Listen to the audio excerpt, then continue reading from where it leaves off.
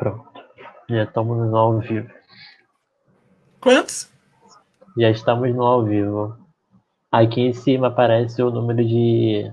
no olhinho, você consegue ver? Parece a quantidade de pessoas que vão entrar.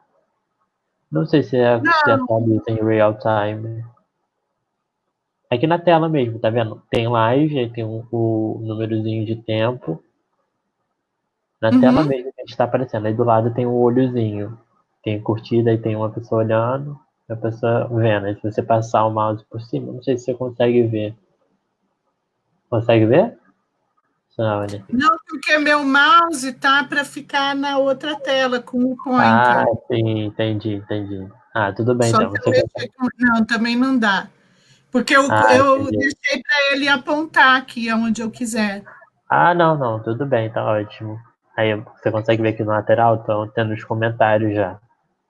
Não! Ah, é porque eu tenho que ir no Live Comments. E isso.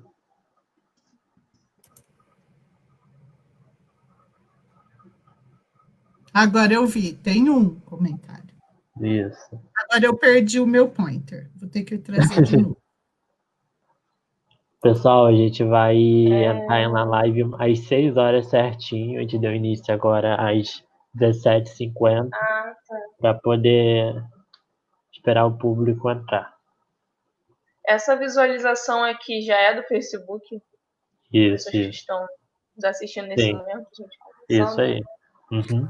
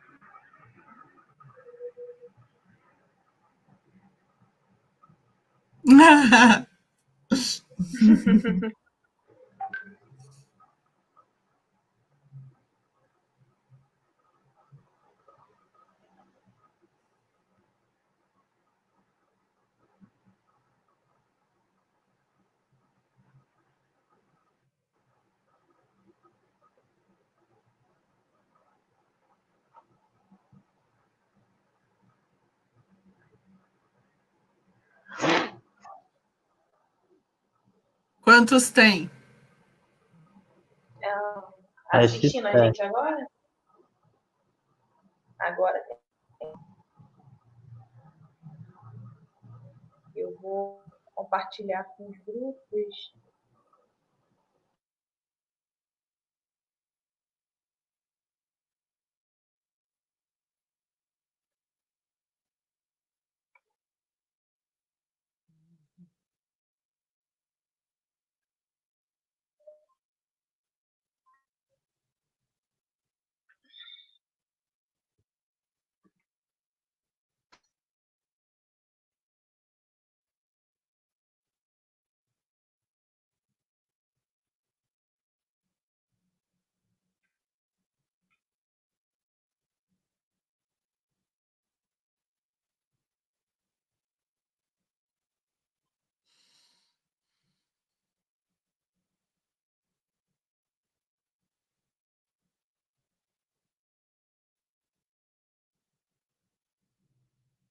E onde vocês pegaram essa foto? Tá sem som, Gustavo. Isso, voltei. A sua foto? É. No Google. Tá famosa, hein? Eu sou uma pessoa que gosta de tirar foto, né? Porque hoje eu procurei dos meus alunos para pôr e não acho. E eu sei que em mim aparece um monte.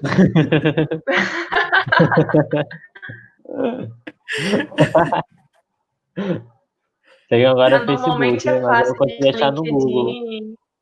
Uhum.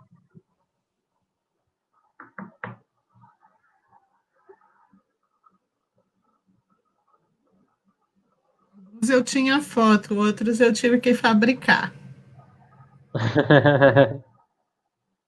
E outros eles me mandaram.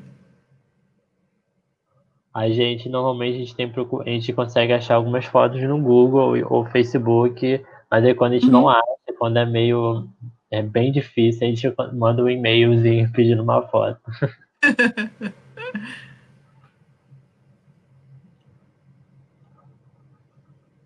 Essa é aqui em casa, essa foto.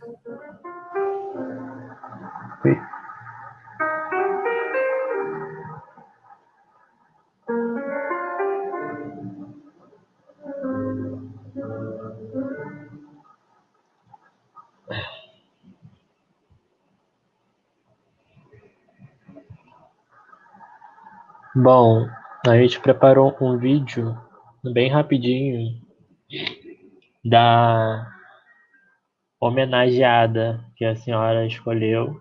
A gente vai passar no Tá, início, mas bem simbólico mesmo, que o Rafa conseguiu produzir. Eu vou tá. deixar. Aí eu vou abrir aqui daqui a pouco, quando der umas 6 horas a gente passa o vídeo e aí dá início, beleza? Ok. Show.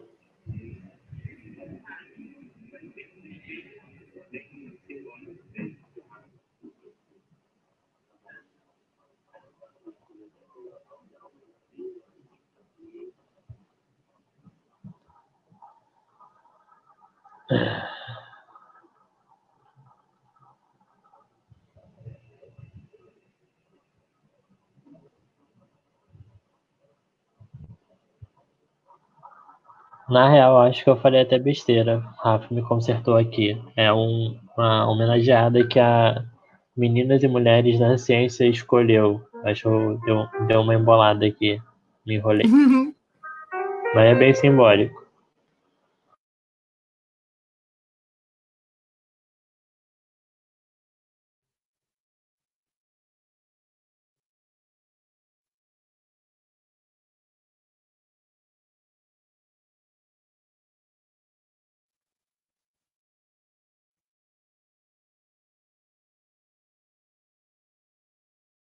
Mas eu preciso tirar a minha tela ou não?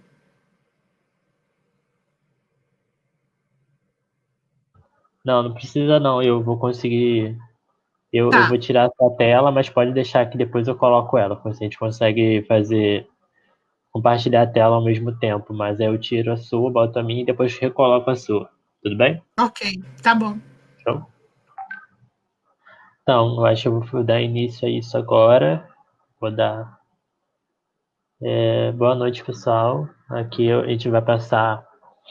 A gente está num projeto que com parceria com meninas e mulheres na ciência e elas escolheram uma cientista, né, para fazer uma pequena homenagem. A gente vai passar um vídeo aqui rapidamente e eu dou a palavra para a Anne e para a professora Roberta. Só um instante.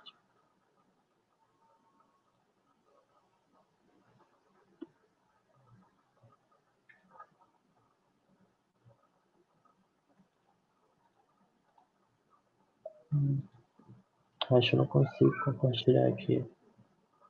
Peraí.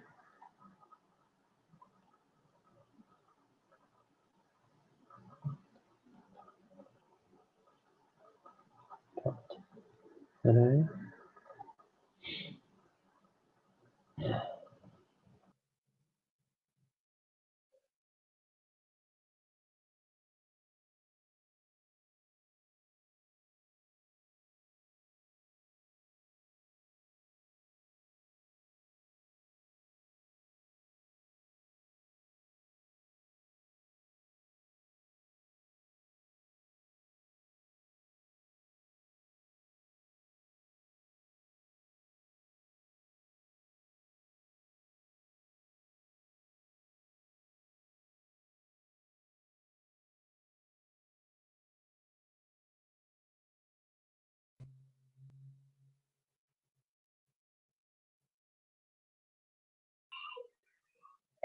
Essa foi Agora uma passo para pequena vocês. homenagem à homenageada, né, dessa noite.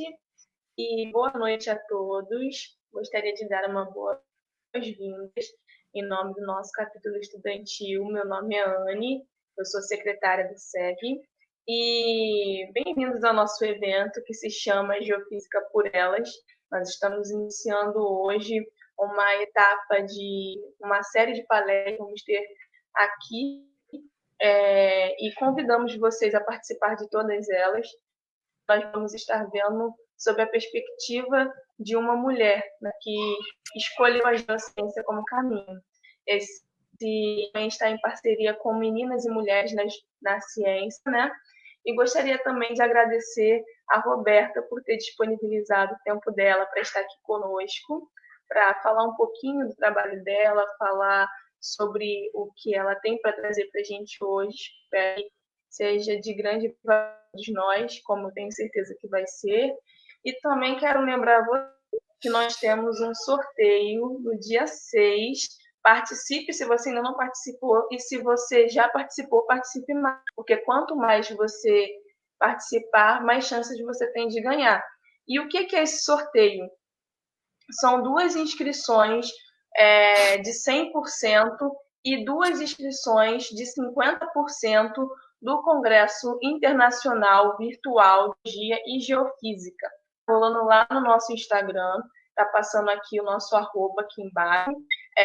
E se vocês se interessarem, acessem lá, participem, marquem os amigos para estarem participando também. Deixem de olhar as nossas atividades e as atividades também que vai acontecer durante o CIVGL 2020, né? Então, Roberta, está contigo. Muito obrigada por estar disponibilizando desse tempo. E eu passo a palavra para você. Bom, então, em primeiro lugar, queria agradecer a SEG da Rural e também a Meninas e Mulheres por me convidar para abrir, né, um evento tão importante, tão bonito. Já estou iniciando meus slides com esse logo que vocês fizeram, muito bonito. Procurei colocar minha roupa e meus acessórios para combinar, assim, tom sobre tom, com a cor que vocês escolheram para nos representar. Eu sou formada na Rural, né, em janeiro de 87, terminei em 86, então é uma honra, né, ser convidada pelos estudantes de hoje a ministrar uma palestra sobre o meu trabalho. Então, estou muito honrada e agradecida, não só pela grandiosidade do evento, mas também por ser convidada pelos estudantes atuais da Rural, tá? Muito obrigada. Bom, então eu vou falar para vocês sobre minha principal linha de pesquisa, tá? Que é métodos potenciais aplicados ao estudo de bacias sedimentares. Tem outras áreas que a gente usa também, a geofísica e os métodos potenciais, mas essa é a principal, né? Então eu vou falar um pouco sobre isso com vocês hoje, tá? Bom, então eu queria iniciar falando, já que a gente está aqui, mulheres e meninas na ciência, queria falar das mulheres que me inspiram e me inspiraram no início da minha carreira, né? Então, a professora Naomi Usami, hoje aposentada da Universidade do IAG da USP, foi uma pessoa que, quando eu estava terminando o meu mestrado e me organizando para ir para a Inglaterra fazer meu doutorado, eu conversei muito com ela, pedi opinião, e ela me incentivou muito e me ajudou muito, né, na decisão de ir fazer o meu doutorado na Inglaterra. Então, eu sou muito grata e fiquei muito feliz de vê-la receber um prêmio no Congresso Internacional da SBGF o ano passado, e essa é uma foto do momento que ela recebeu esse prêmio da SBGF o ano passado. Então, fiquei muito feliz, e mais ainda com o discurso que ela fez nessa ocasião. Em segundo lugar, queria falar da minha orientadora de doutorado, a Cindy Ebinger, que é americana, mas na época atualmente ela mora nos Estados Unidos, mas ela era professora lá na Universidade de Leeds, onde eu fiz meu doutorado, e é uma pessoa que me inspira muito e hoje me deixou muito feliz, porque eu publiquei no Facebook, e ela escreveu que estava muito orgulhosa de mim, e claro que a gente sempre fica feliz. Eu tenho também uma coisa pessoal muito importante com essas duas mulheres que me inspiram e me inspiraram na minha carreira, que tivemos filhos quase na mesma época. A filha da Cindy é 5 meses mais velha que meu filho, eu tenho um filho único, e a Naomi, o filho dela, é poucos meses mais novo que o meu. E o filho da Naomi tem o mesmo nome que o meu filho também. Então, a gente tem uma trajetória de vida muito parecida, inclusive nesse lado da maternidade. E uma outra pessoa que eu tenho um relacionamento mais recente, embora eu já a conheça há muitos anos, é a professora Ellen Gomes, atualmente presidente da SBGF, e por quem eu já tenho um profundo respeito e admiração pelo trabalho que ela vem desenvolvendo como presidente da SBGF, presidenta da SBGF. Então, são 3 mulheres poderosas e grandes cientistas em que eu me inspiro, tenho profundo respeito e admiração.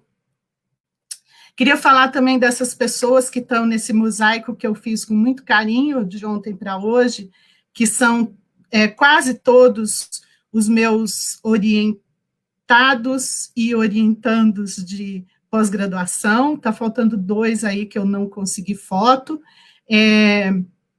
Então, eu estou aqui no meio, muito feliz com o meu gravímetro, né, que é sempre um momento de muita felicidade, e todas essas pessoas. E uma coisa que me chamou a atenção quando eu montei esse mosaico é que ainda tem um desequilíbrio muito grande entre as meninas e os meninos, né?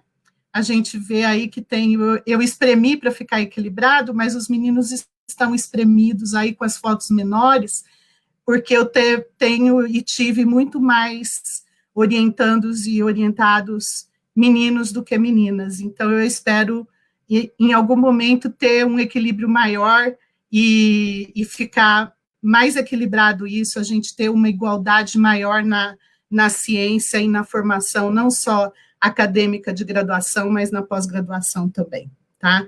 Então, também me orgulho muito dessas pessoas que me escolheram para orientá-los e trabalho com eles, por quem eu tenho profundo respeito e muita amizade com todos. Alguns já são professores, a Júlia aqui no cantinho já é minha colega de universidade, o Marcelo que está aqui faz pós-doutorado, eu sou a supervisora dele no pós-doutorado e fui orientadora no doutorado. Eu não vou falar de todo mundo, mas tenho profundo respeito e admiração e muito carinho por todos, são parte da minha família também, tá?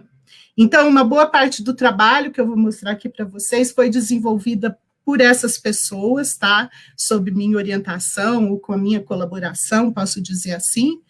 Então, eu vou falar sobre esse trabalho, tá?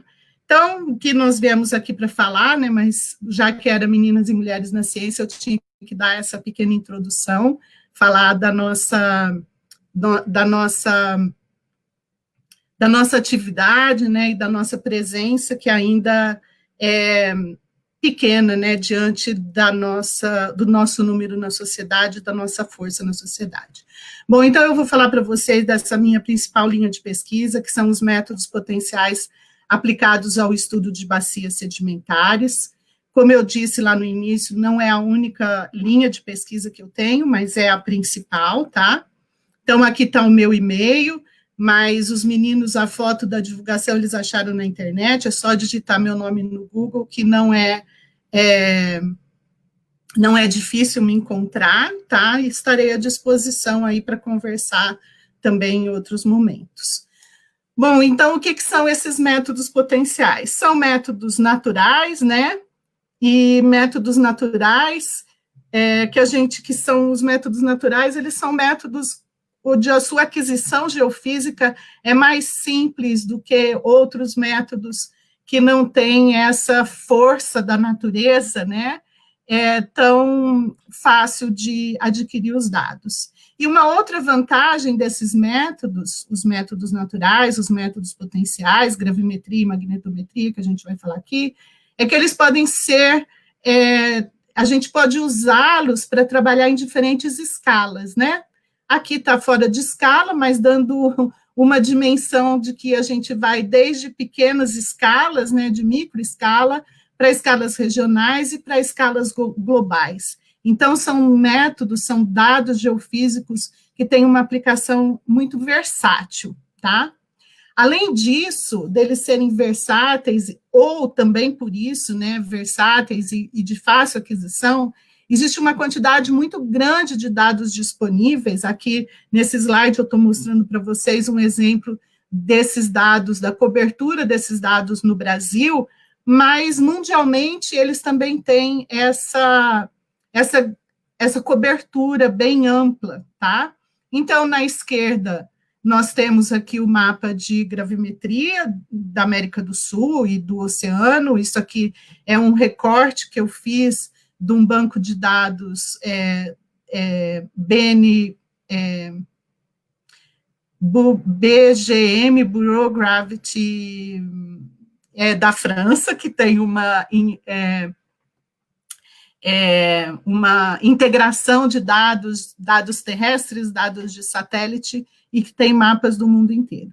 E do lado direito é uma integração da CPRM, né? Eu peguei essa figura emprestada aqui para usar na apresentação, uso nas minhas aulas também, em que a gente tem essa integração dos dados, não só de todos os dados públicos que a gente tem, dados públicos esses que são disponibilizados pela CPRM, Serviço Geológico do Brasil, e também pela ANP, né, que tem todos os dados que são públicos, tá? Então, eles têm a CPRM, que trabalhou principalmente nessa integração, talvez já tenha até alguma atualização, e essa figura não está totalmente atualizada, mas ela traz para a gente uma boa parte da cobertura que nós temos aí no Brasil. Então, esse convênio é entre a CPRM e a ANP, o BDEP, tá? Para fazer essa integração de dados, tá? Essa integração, ela não é muitas vezes no detalhe que a gente precisa para alguns trabalhos, então a gente precisa pegar os dados originais,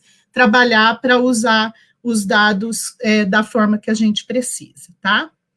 Então, como que os métodos potenciais podem auxiliar na exploração de petróleo? Falar um pouquinho aqui de alguns fatos históricos, né? O primeiro deles, que o método gravimétrico foi o primeiro método geofísico que gerou a descoberta de um campo de petróleo, tá? Então, isso foi em 1926, no domo de Nash, no Texas, que foi uma anomalia gravimétrica. Aqui são as curvas de níveis, né?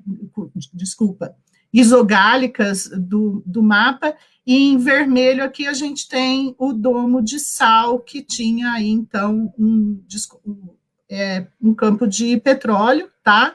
Então, foi o primeiro método geofísico que levou à descoberta aí de petróleo, tá? Ainda na época, não era claro como a gente tem hoje, né? Levantamentos muito mais, de muito menos detalhes. Bom, também tem um livro muito interessante de 1998, né, um livro já bem antigo, 20 anos, aí mais de 20 anos, mas em alguns pontos ele ainda é atual, tá?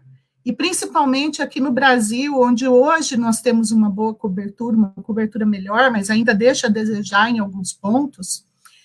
Não vou entrar nesse detalhe, porque não teria tempo suficiente, mas eles falam que os métodos magnéticos, o gravimétrico e magnético, sobreviveram aos anos 80, e que nessa época, aí, quando eles escreveram esse livro, né, elas estavam ajudando ainda a remover a não unicidade da sísmica, mas que os dados ainda eram adquiridos junto com a sísmica, tá? E são parte de produtos padrão de empresas de prestação de serviço. A gente vê que ainda hoje, né, se faz, então, o que se viu antes continua válido, tá? Além disso, os métodos GravMag, gravimetria e magnetometria, se não forem ajudar a encontrar óleo e gás, eles podem, pelo menos, reduzir o risco exploratório, ou seja, melhorar, né, a forma de aquisição de dados, a quantidade de dados. Então, A integração de dados geológicos de gravimetria e magnetometria podem auxiliar em 2 estágios chaves na exploração de bacias sedimentares: o reconhecimento das próprias bacias, que é uma etapa automaticamente relegada aos métodos potenciais, e é muito sobre isso que eu vou falar para vocês hoje, porque as bacias interiores brasileiras ainda tem muita coisa para ser feita, a gente não conhece muito bem os seus limites, né, o que a gente tem num país tropical, a gente tem muita cobertura recente e que recobrem, né, as estruturas dessas bacias. Então, esses dados ajudam muito nesse sentido, especialmente nas bacias interiores, sobre as quais eu vou mostrar os exemplos para vocês hoje. E a redução do risco exploratório numa escala mais local, por meio de técnicas de interpretação e também usando dados de alta resolução. Então, eu vou falar mais um pouquinho sobre isso antes de entrar nas técnicas e nos estudos que eu vou apresentar para vocês, tá? Então, porque a gente precisa de novos dados, ainda hoje precisamos, tá? Porque muitas bacias interiores, elas não têm o recobrimento completo de dados de gravimetria e magnetometria, e são dados muito importantes.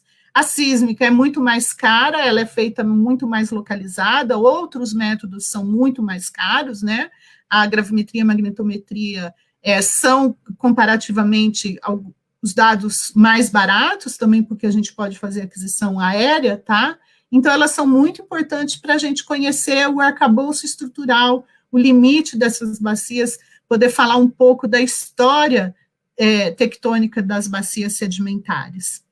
E os dados de alta resolução, a gente ainda não tem na maioria das bacias, eu vou mostrar um slide depois para vocês sobre isso, para a redução mesmo do risco exploratório, para selecionar áreas-alvo para exploração, identificar armadilhas e estruturas, estimativa de profundidade do embasamento, embora a gente faça isso com os dados que não são de alta resolução, mas para ter um detalhe maior, a gente precisaria de dados de alta resolução, tá?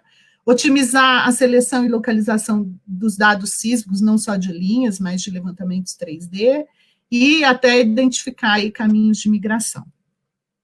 Por que a gente precisa de dados de alta resolução na bacia? Então, eu vou mostrar um dos poucos exemplos que a gente tem, tá? Que é na bacia do Parnaíba. Então, aqui, essa linha aqui preta está marcando o limite da bacia do Parnaíba, de acordo com o limite das províncias tectônicas da CPRM, de BISE 2003, do milionésimo do Brasil. Esse dado que está aqui é anomalia magnética, e esse é um levantamento que foi realizado pela ANP no ano de 2005, 2006. Esse levantamento, que foi numa época até há cerca de 10 anos atrás, entre 2005 e 2010, a ANP fez o recobrimento de várias bacias interiores brasileiras, mas todas com esses dados aqui. Linha de voo de 6 quilômetros e altura de voo barométrica, que é voada acima, com altura constante com relação ao nível do mar. Então, com isso, nós temos esse tipo de dado aqui, que é muito melhor do que o que a gente tinha antes, porque antes a gente tinha MAG cobrindo todas as bacias e gravimetria só terrestre. Então, a ANP fez um esforço enorme e fez a aquisição de GravMag, recobrindo toda a bacia, mas, infelizmente, muitos desses dados não vão muito além da borda, que é importante, da borda atual, né? E aí eu tenho essa parte da bacia do Parnaíba, por isso que eu estou mostrando, que ela é recoberta, tá? Essa porção aqui e uma linha e vai mais ao norte, ela é coberta, então, por um levantamento de alta resolução, tá? Que ele foi levantado mais ou menos na mesma época, ele tem linha de voo de 500 metros, e altura de voo de 100 metros, e drape, ou seja, o avião acompanhando o terreno. Então, acho que vou voltar só para vocês verem a diferença grande que tem entre um levantamento de 6 quilômetros e espaçamento de linha de voo de 6 quilômetros e barométrico, e esse levantamento aqui. tá? Então, a gente vê muito mais detalhe. Então, se a gente quiser realmente fazer estudos de detalhe nas bacias sedimentares, a gente precisa ainda melhorar a qualidade dos nossos dados nas bacias. Mas nós temos trabalhado principalmente nas bacias com esse tipo de dado aqui, que é o que a gente tem disponível, tá? E aí eu vou mostrar um outro exemplo aqui, que é um produto que a gente usa muito em bacia sedimentar, que é a derivada tilt, ou inclinação do sinal analítico, como também é chamado aqui no Brasil, mas em inglês é tilt derivative, e eu prefiro usar tilt, que eu acho um nome mais curtinho, mais simples, e já fica em inglês também. Então, esse é o produto de do levantamento de 6 quilômetros de espaçamento, e esse aqui é o produto de 500 metros, então vejam que a gente consegue ver muita informação. O tilt é uma coisa muito legal, que a gente começa a ver diferenças de profundidades, né? Então, vou chamar um pouco de atenção aqui para vocês, que vejam que aqui nessa região a gente tem muito mais anomalia, né? Tipo, mais rugoso o mapa, e aqui ele é mais suave. Então, nisso aqui a gente já começa a ter uma percepção que aqui o embasamento está mais raso do que indo aqui para essa região, tá? E isso a gente, quando olhar o mapa lá de anomalia magnética, a gente já via que tinha uma diferença, mas o tilt realça um pouco isso para a gente, é isso que a gente faz com os dados, a gente realça as informações para tratar, para interpretar os dados e usar esses dados da melhor maneira possível, tá? Então, como a gente utilizar esses dados, né? Então, depois que a gente tem os dados, né, dados aéreos principalmente, é sentar no computador mesmo e trabalhar com esses dados, quebrar cabeça, juntar informação, fazer diferentes tipos de processamento, e eu vou falar algumas das técnicas que a gente tem usado amplamente para estudar as bacias sedimentares. Bom, então, alguns dos métodos que a gente usa, né, para realce e interpretação, né, então, como eu já mostrei no exemplo ali para vocês, o que a gente faz é realçar, fazer vários produtos para realçar o sinal de gravimetria e magnetometria. A maior parte desses métodos se aplicam para os dois desses realces, se aplicam a todos os dados, os dois tipos de dado, tá? Então, interpretação qualitativa e quantitativa, o que é isso? Qualitativa é aquela que a gente faz o analógico, né? Que a gente olha e diz aquilo que eu já falei no slide anterior, estão vendo que aqui desse lado é mais rugoso, aqui é mais suave, então a gente já começa a ter alguns insights na interpretação só de olhar os dados. Se a gente tiver o dado com realce, ajuda com que essa interpretação qualitativa ainda seja melhor, tá? E a quantitativa é a maior parte disso aqui, que são as derivadas, que depois a gente usa para fazer uma análise qualitativa também. O tilt do gradiente horizontal total, vou detalhar cada um desses. Espectro de potência, deconvolução de Euler, tilt, depth, são 3 métodos diferentes que a gente usa para fazer interpretação de profundidade. Por que a gente usa 3 métodos? Porque tem muita ambiguidade nesses métodos. Então, se a gente usa métodos diferentes, a gente consegue ter uma interpretação qualitativa desses dados quantitativos melhor. Pelo menos essa é a minha maneira de ver, tá? E a gente trabalha muito com modelagem direta 2D ou, na maioria das vezes, né, acho que quase todas, a gente trabalha de fato com 2,5D, também vou falar para vocês um pouco sobre o que é isso, tá?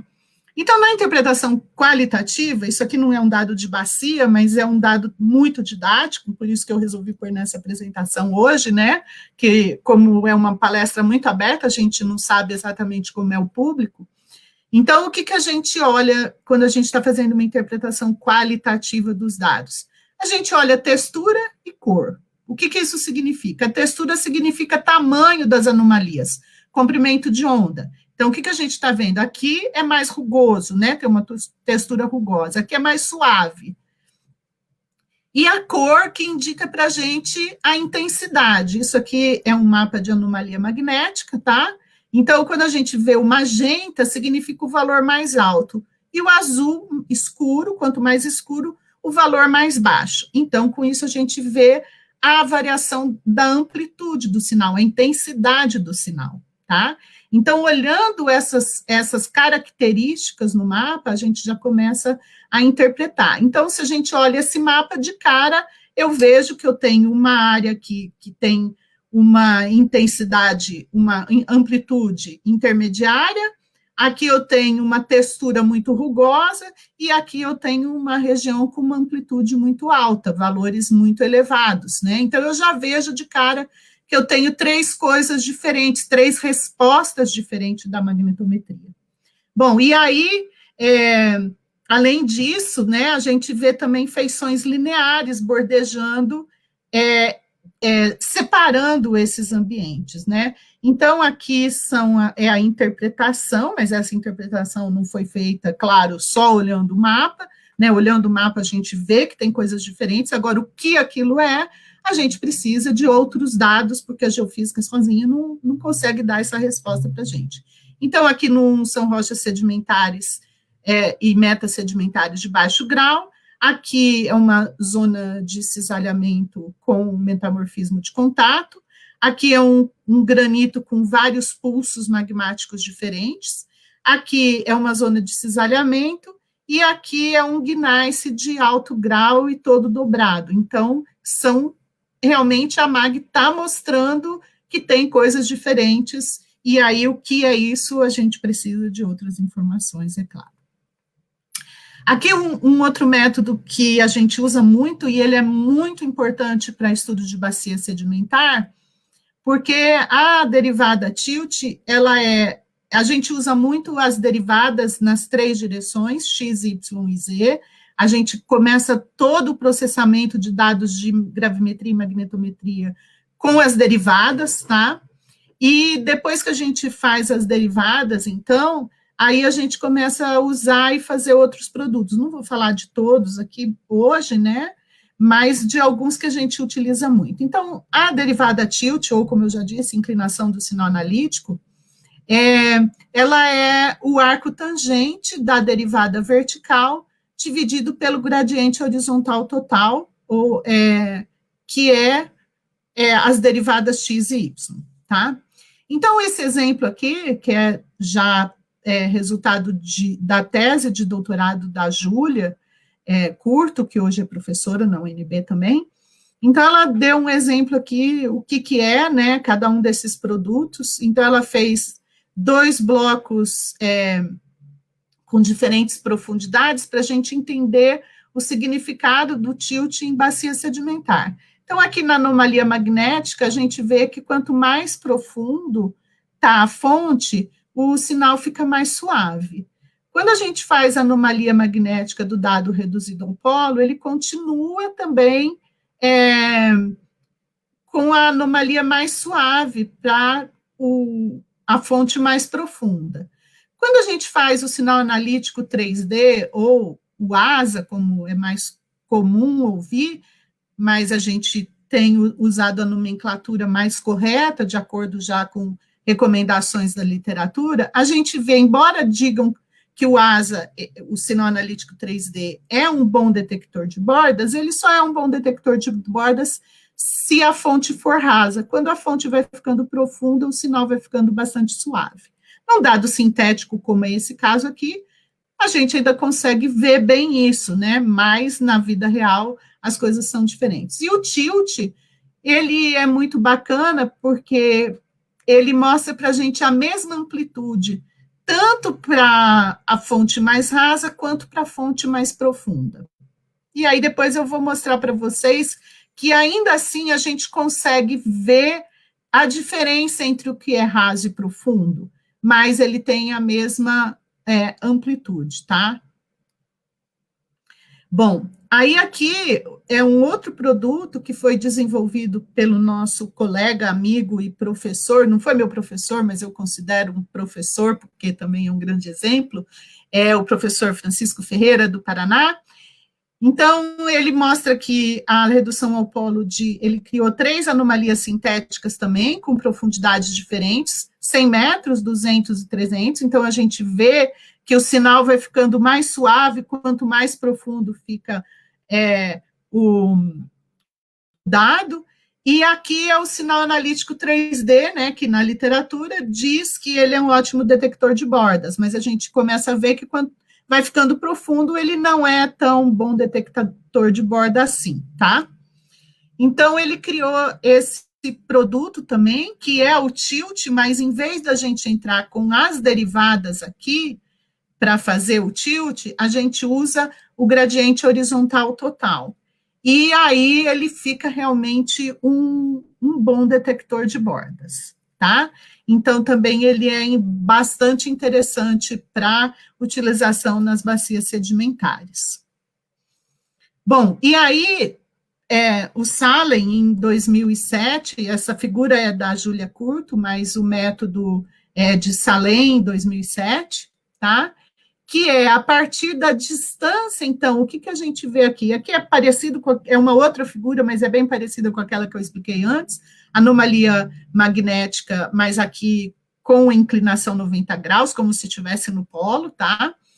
Aqui o sinal analítico 3D, aqui o perfil do tilt, mostrando, então, a mesma amplitude, só que qual é a diferença do mais profundo para o mais raso? A distância entre o máximo e o mínimo, ela é maior quanto mais profundo for o corpo.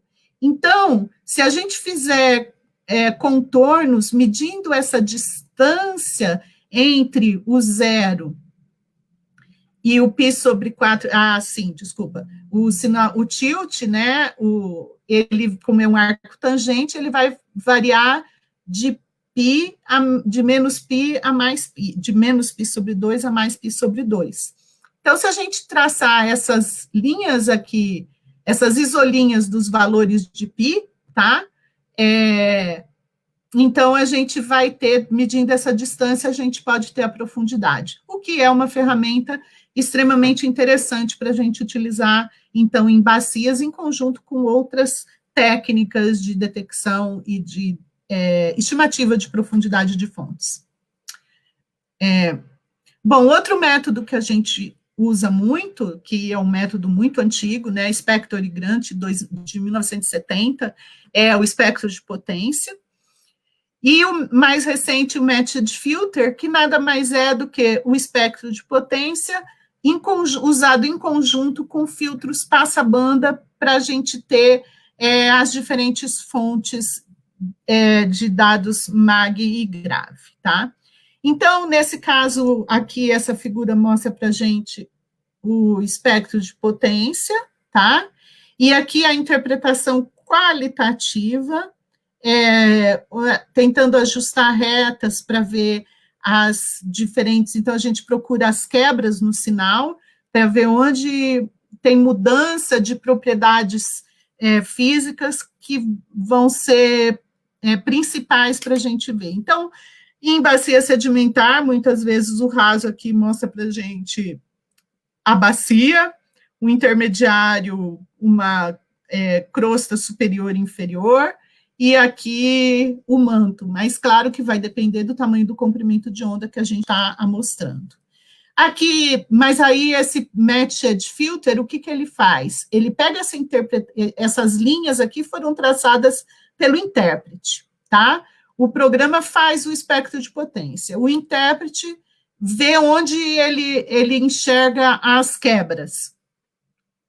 E aí o programa faz o ajuste e gera os diferentes número de onda, que é o inverso do comprimento de onda, para fazer o filtro nos dados. E o que a gente tem como produto é isso aqui, tá? A gente tem, então, mapas, né? Esse aqui são mapas magnéticos para uma bacia, um exemplo, onde a gente tem, isso aqui é o mais raso, eu não lembro a profundidade, mas aqui vai ser, depende da região que a gente está trabalhando, esse aqui é o mais raso, esse é o intermediário e esse é o mais profundo. No caso dessa bacia, como é uma bacia pequena, o mais profundo, se eu não me engano, está em torno aí de 10 quilômetros, tá?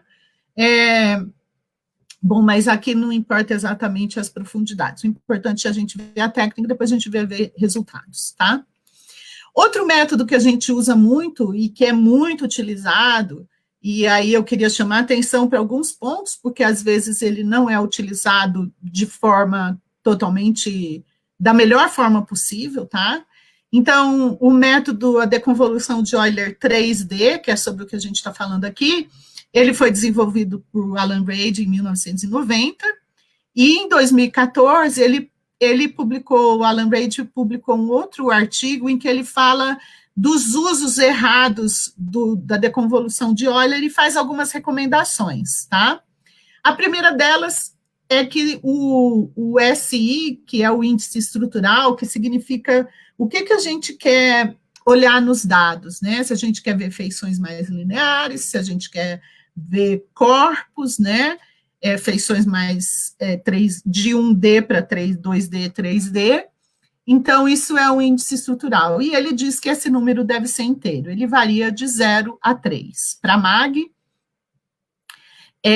e o tamanho da janela? Ela tem que ser, no mínimo, 2 vezes o tamanho do espaçamento dos dados originais, e o tamanho da janela deve ser, no mínimo, 2 vezes a profundidade que a gente espera.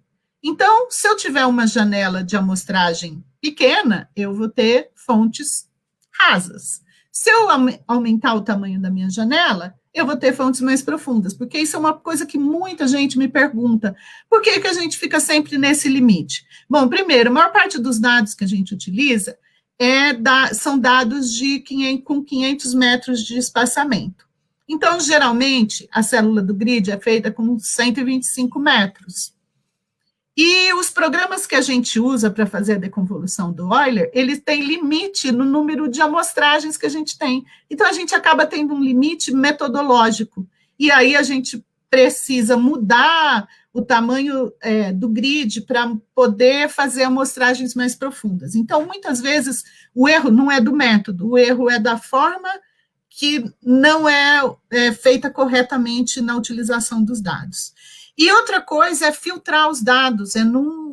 Muitas vezes as pessoas acham, né, a gente é só pegar o dado, entrar lá no programa, usar, e não é bem assim. É muito fácil você pegar um dado, entrar no programa, gerar resultados. Agora, se não souber a teoria, não tiver uma boa preparação básica sobre o que você está fazendo, você pode gerar resultados errados, e isso que muitas vezes acaba trazendo muitos problemas para os nossos resultados e muita desconfiança, muitas vezes, daquilo que a gente faz, tá? Bom, isso aqui é um exemplo, também não é um trabalho meu, é um trabalho publicado lá da Bacia Potiguar, mas eu achei muito bacana esse resultado, porque ele usa a deconvolução de Euler para fazer a interpretação aí das estruturas, né, da Bacia de Potiguar. Outra coisa que a gente faz muito nas bacias sedimentares, que a gente tem feito bastante, é fazer a modelagem direta, né? Hoje as pessoas falam que a modelagem direta, não, a gente tem que fazer inversão. Para métodos potenciais, a modelagem direta é muito, muito bacana, tá? Muito legal. E ela funciona muito bem. E hoje a modelagem direta, ela não é só direta, ela tem um pouco de inversão junto também. Mas a gente faz as duas coisas, então. E a gente tem aí, eu falei para vocês de 2,5D, né, que é uma coisa que a gente explica e tal, mas às vezes é difícil a gente conseguir entender o que é isso. Então, o 2D, a gente trabalha em perfil, né, e o Y, né, a região perpendicular ao nosso perfil, ela é infinita. Em 3D, todo mundo também sabe o que a gente tem as 3 dimensões. Então, esse aqui representa o 3D, essa figura representa o 2D, e o 2,5D é o quê? O 2,5D é o seguinte, a gente tem, o nosso perfil é uma modelagem 2D, mas a gente tem anomalias circulares, anomalias alongadas, pouco alongadas, perpendicular ao perfil. Então, eu vou modelar esses corpos como sendo 3D. Então, mesmo numa modelagem 2D em perfil, eu tenho como colocar alguns corpos 3D. E 2 3/4 é que Essas anomalias que são 3D dentro do meu perfil 2D, porque eu tiro o meu perfil de um mapa, se eu tiver só num perfil vai ser 2D mesmo, né? Mas se eu tiver um mapa para olhar, aí é que eu vou conseguir ver essas diferenças aqui para fazer 2,5D, 2 e 3/4. 2 e 3/4, então, significa que essa anomalia não é perpendicular ao perfil, ela também tem um ângulo, tá? Bom, outra coisa que a gente precisa para trabalhar, fazer a interpretação dos dados é ter as propriedades físicas, suscetibilidade magnética para magnetometria. Então, a gente ou pega dados de poços, ou faz medidas de suscetibilidade magnética em afloramentos no campo, ou em amostras que a gente mede em laboratório, ou também dados de testemunho, tá? Bom, mas é claro que nem sempre os dados que a gente vê na superfície vai refletir o que a gente tem em subsuperfície, especialmente em maiores profundidades. Mas o importante é a gente ter alguma informação e não partir do zero, e ter alguns dados de outras fontes também para começar o nosso trabalho. Outra coisa que a gente faz também é, quando a gente faz trabalho de campo, né, pegar amostras para fazer medidas de densidade em laboratório, tá? Então, aqui são exemplos de trabalhos desenvolvidos por nós aqui, pelos meus orientandos, orientados, tá? Então, a gente pega as amostras, corta as amostras, mede o volume, e pesa para calcular a densidade. Isso aqui é como um dado inicial para uma modelagem, né? Porque, como eu disse, se a gente trabalha em bacia, as rochas em profundidade não terão a mesma densidade, mas se o que está mais na superfície, o que está aflorando, tem uma influência maior nos nossos dados. Então, se para esses a gente tem um controle com informações, o nosso resultado fica bem melhor. Bom, então, a modelagem direta, né, que eu falei lá, a gente precisa, então, entrar com uma série de dados, né? Então, um desses dados são aí as propriedades físicas. Bom, então, a gente tem a anomalia observada, a gente começa com o modelo conceitual inicial, eu penso aquilo que eu tenho com dados de geologia, com as interpretações que eu já fiz nos mapas, e entro com propriedades, com várias informações, calculo a anomalia, comparo a observada com a calculada. Se elas se ajustarem, ok, né, deu muita sorte. Mas como disse o Vitor recentemente, meu aluno, parece muito fácil, mas não é não, né? É muito chato de fazer isso, muito trabalhoso, mas o resultado é bem gratificante. Bom, então aqui é um exemplo, tá? Um exemplo bem simples de livro, em que a gente tem uma anomalia observada, anomalia calculada do modelo inicial e o modelo final ajustado. A única coisa que mexeram aqui foi na espessura da morro. Bem simples esse aqui, mas não é assim que a vida é no dia a dia. Bom, uma coisa importante, depois que a gente tem um modelo físico, né, que a gente faz a modelagem dos dados geofísicos, o que a gente tem são corpos, são, na verdade, o que a gente tem são polígonos, com propriedades físicas. E aí a gente precisa dar um significado para isso. Bom, então, esse é um exemplo aqui de vida cotidiana, né? Que se você tiver uma pessoa caindo um piano na cabeça dela e você começar a gritar, olha, tá descendo aí um objeto que pesa 1.500 quilos e ele está se aproximando da sua cabeça a uma velocidade de 45 metros por segundo, a pessoa morreu, né? Agora, se você gritar para ela que está caindo um piano na cabeça dela, ela vai correr, né? Então, é isso que a gente tem que fazer. A gente não pode, como geofísico, deixar só o modelo físico, né? A gente precisa transformar aquilo em informações que seja útil para as pessoas e seja fácil das pessoas entenderem. Então, essa é uma etapa extremamente importante do nosso trabalho, tá? Do trabalho do geofísico. É saber traduzir o significado daquilo que ele faz. Então, não é só pegar os dados, interpretar, gerar resultados, mas é interpretar, dar significado para aquilo. Essa é uma parte importante. E a integração de dados, né, que eu já vim falando sobre isso, né? Então, para a gente chegar a alguma coisa, a gente está falando aqui de utilização de dados de gravimetria e magnetometria, que é a principal ferramenta que eu uso, né? A minha especialidade, mas a gente usa todos os outros tipos de dado que tiver disponível para integrar com os dados existentes, tá? E a gente poder gerar aí as informações e gerar um modelo, não só o modelo físico, mas depois gerar também um modelo geológico, tá? Então, eu queria falar para vocês aqui dessa parábola que eu vi num simpósio que eu fui nos Estados Unidos, que eu apaixonei, achei muito legal e tenho usado nas minhas aulas, nas minhas palestras, e essa geofísica que a Tien, ela me cedeu para pedir para ela me passou os seus slides e eu vou contar para vocês aqui, né, os meus alunos que estão aí assistindo todos já conhecem. Bom, então, 5 ratinhos cegos foram, então, fazer uma pesquisa, né, para saber o que era o objeto que eles tinham que pesquisar, igual o geofísico, né? Então, a gente vai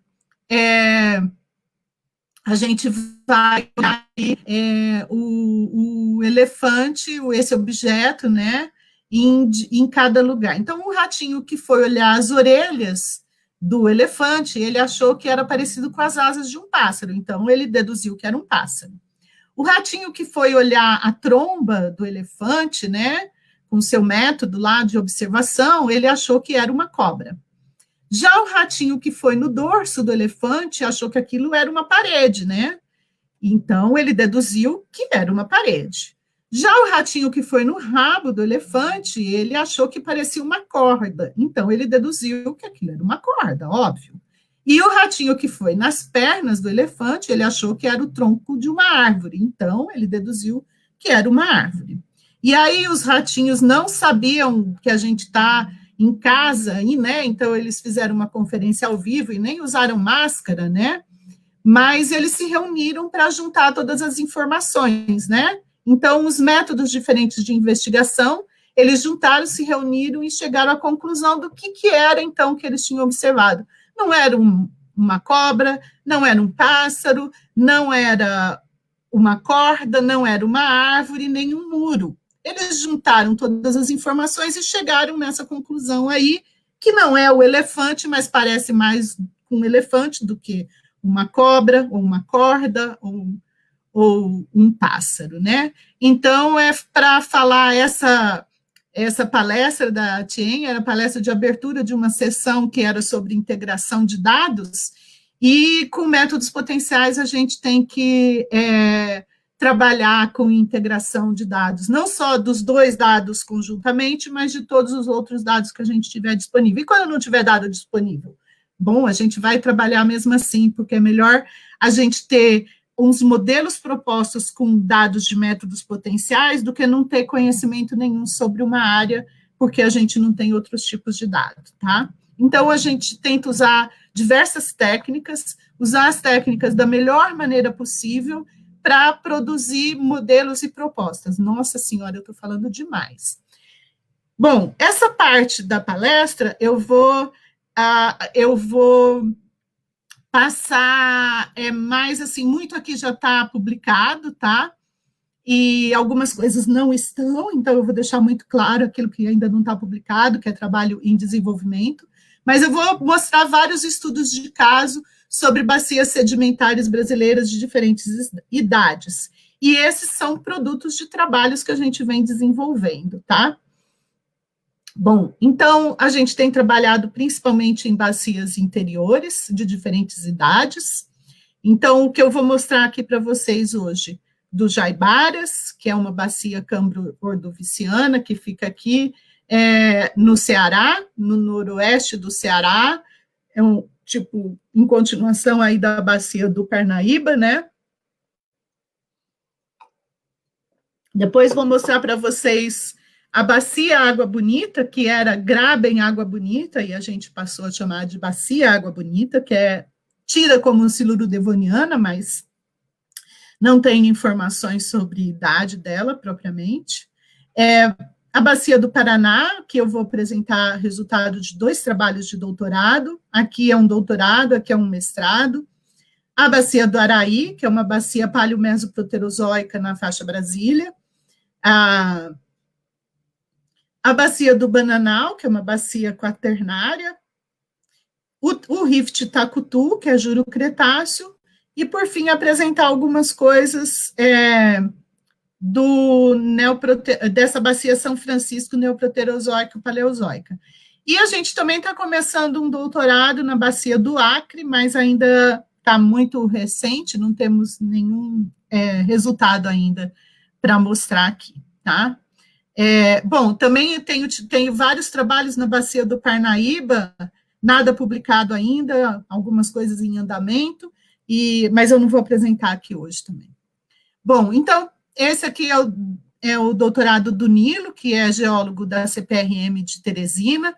Então, a gente trabalhou na evolução geotectônica do Rift Jaibaras. Bom, então, ele fica aqui nessa região, e como tudo que aqui é um detalhe da geologia do Rift, né? Aqui a escala geológica, e aqui as unidades da formação do grupo Jaibaras, desculpa. Bom, então aqui a anomalia magnética, como a lei de Murphy diz, você nunca vai escolher uma área que tem um único levantamento geofísico, ela sempre acontece. Então, tem 2 levantamentos geofísicos que recobrem a área, então a gente teve que fazer uma pequena porção aqui nessa região sudoeste da área, que é recoberta por outro levantamento, então é sempre mais trabalhoso quando a gente tem que juntar 2 levantamentos ou mais, né, às vezes mais e bem mais que isso.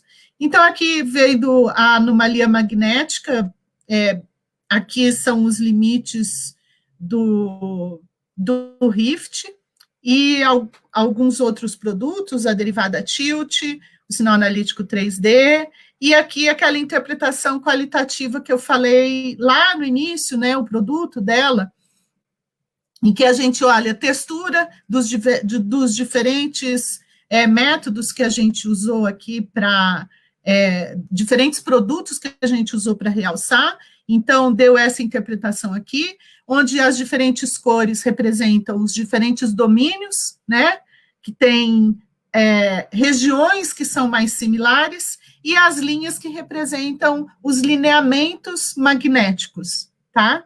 Então, com isso tudo, depois a gente consegue fazer uma interpretação geológica desses dados. E aqui mostrando, esse aqui é da unidade aqui, que é do Jaibaras, mostrando a direção preferencial de todas as estruturas. Então, em cada uma dessas regiões foi feito um tratamento para ver a direção preferencial das estruturas. Bom, nesse trabalho, a gente fez aquisição de cerca de 500 estações de gravimetria. Esse mapa da esquerda mostra para a gente aqui os dados gravimétricos terrestres que tinham disponíveis. Como é um rift pequenininho, né, ele tem cerca de 10 quilômetros de largura por 80 de comprimento, então dados de satélite não servem para estudar essa região aqui, tá? Tem dados de satélite, e muitos dos dados de satélite, eles, para ficar melhor, eles usam dados terrestres. E se a gente não tem dados terrestres, então não tem. Então, nós fizemos a aquisição de cerca de 500 estações, tendo por preferência fazer perfis NWSE, ou seja, tentando cortar perpendicularmente a direção principal do Rift, tá? Para fazer, então, a interpretação dos dados. Então, aqui é o mapa geológico, na esquerda, que eu já mostrei, o mapa de anomalia magnética e o mapa Bouguer. E uma coisa bem interessante é que tem muito vulcanismo nessa bacia, né? Então, embora a anomalia gravimétrica a gente espere que vai ter sempre um baixo gravimétrico, aqui não tem, porque tem muito vulcanismo nessa bacia, então não tem aquele baixo gravimétrico que a gente gostaria de ter nessa bacia. Bom, aqui eu vou mostrar só 2 exemplos de perfil, então o que a gente tem, o que eu falei para vocês, né, do modelo físico e do modelo geológico. Então, quando a gente faz a modelagem, aqui é uma modelagem conjunta, usando dados de gravimetria e magnetometria. Agora, nem eu consigo ver, a magnetometria é o azul e a gravimetria é o vermelho. E aí a gente tem uma série de blocos aqui, né, de polígonos, vamos dizer assim, polígonos com propriedades físicas. E aí, o que isso significa? Bom, para chegar nesse ponto aqui, a gente começa com o modelo conceitual, com interpretação da geologia e dos diferentes produtos em superfície, tá? Aqueles lineamentos, aquelas unidades que a gente usou, a gente faz aqui para fazer esse modelo aqui. Então, aqui são só 2 perfis, e depois de feitos a modelagem dos 5 perfis que ele selecionou, então tem aí a interpretação geológica correlacionando, então, com aquilo que se sabe da geologia de superfície, de subsuperfície. Nessa bacia não tem poço, não tem sísmica, tá? Então, é importante aí a gente ter esse tipo de trabalho com métodos potenciais que estão disponíveis. Bom, a MAG estava disponível e a Grave a gente fez. Bom, um levantamento desses de gravimetria não é muito barato, mas é mais barato do que fazer sondagem, e na universidade a gente consegue fazer com poucos recursos, vamos dizer assim, mas custa caro, dá muito trabalho, não só a aquisição dos dados é bastante trabalhosa, mas o processamento de gravimetria terrestre também é bastante trabalhoso, e quem tem a oportunidade de fazer isso é um tremendo aprendizado e uma ótima formação profissional também, porque tem poucos profissionais capacitados para isso, e isso é as informações que a gente tem aí dos próprios alunos que se formam, que aprendem, que depois vêm falar para a gente sobre isso. Falar um pouco agora sobre a bacia Pula-Parte do Água Bonita, tá? Que ela está adjacente ao lineamento transbrasiliano também. Foi o mestrado da Lavoisiane Ferreira, hoje ela faz doutorado também aqui na UNB, ela é formada em geofísica pela UNB. Então, a bacia Água Bonita é essa tripinha verdinha que tem aqui, tá?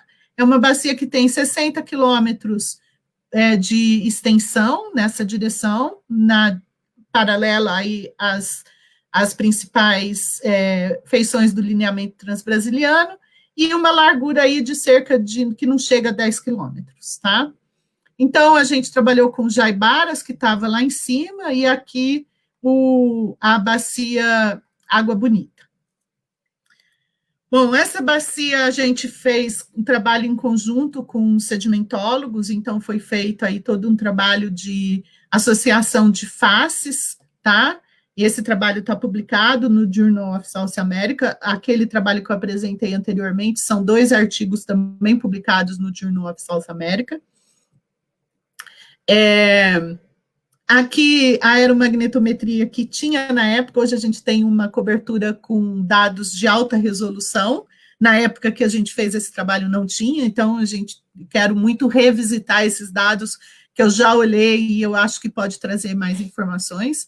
É uma bacia pequenininha, mas os dados têm espaçamento de 2 quilômetros, não é o ideal para estudar esse tipo de bacia tão pequena, mas era o que a gente tinha na época, e melhor, como eu disse, melhor estudar mesmo que os dados não sejam ideais, do que não ter nenhum trabalho feito sobre a bacia.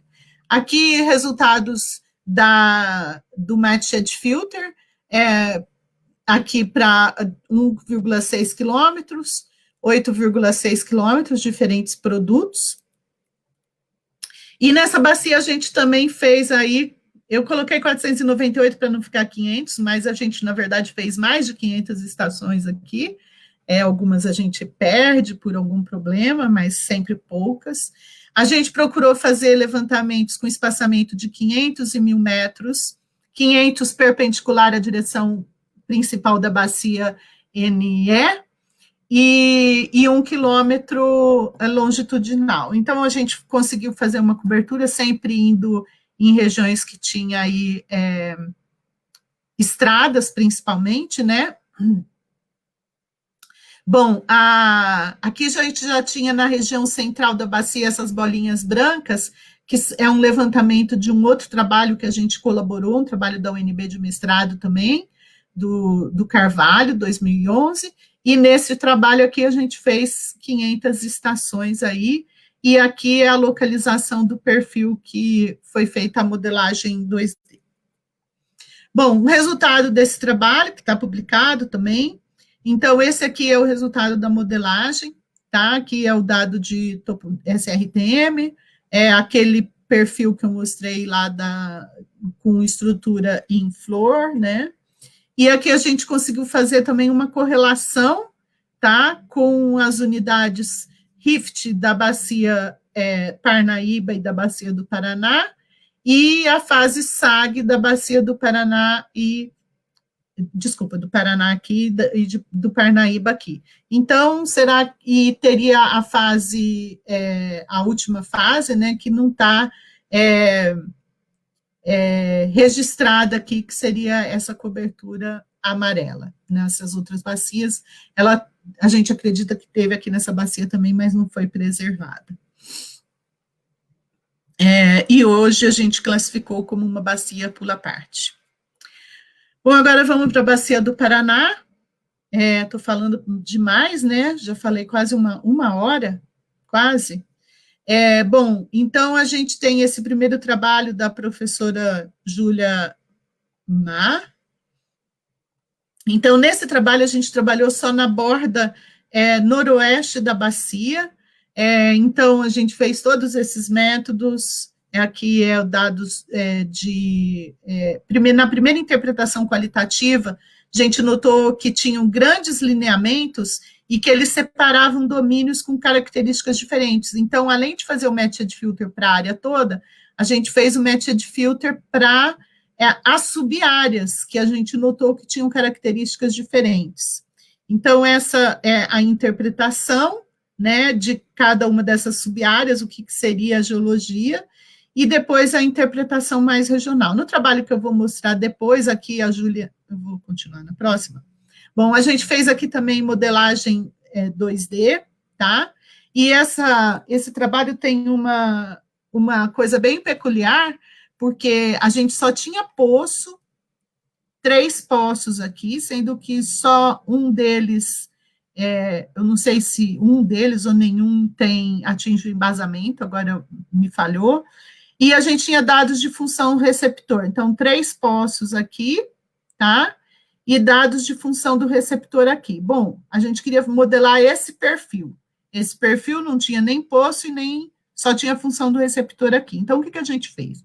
A gente modelou esses 2 perfis primeiro, onde a gente tinha mais dados de amarração, e depois modelamos o perfil principal, onde a gente não tinha dado de amarração, tá?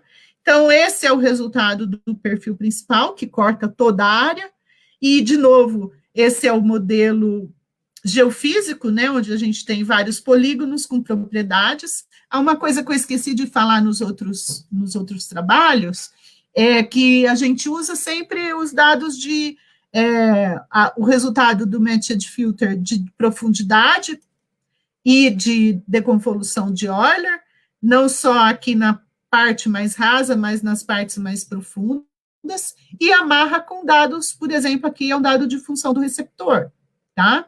Então, no outro perfil que a gente, nos dados parecia que tem uma diferença grande entre esse bloco e esse, e nos dados de função do receptor mais para baixo da área, mostra que tinha também diferença de espessura, então a gente transporta isso para outra região. E essa é a interpretação geológica, né? Como eu falei, não adianta a gente colocar isso aqui e não falar o que é cada um desses blocos que tem propriedades físicas diferentes, então essa é a interpretação geológica. Então, a Júlia interpretou que aqui na borda, aqui nessa região já era o bloco Paranapanema, e aqui estava o Craton já Amazonas, nessa região aqui.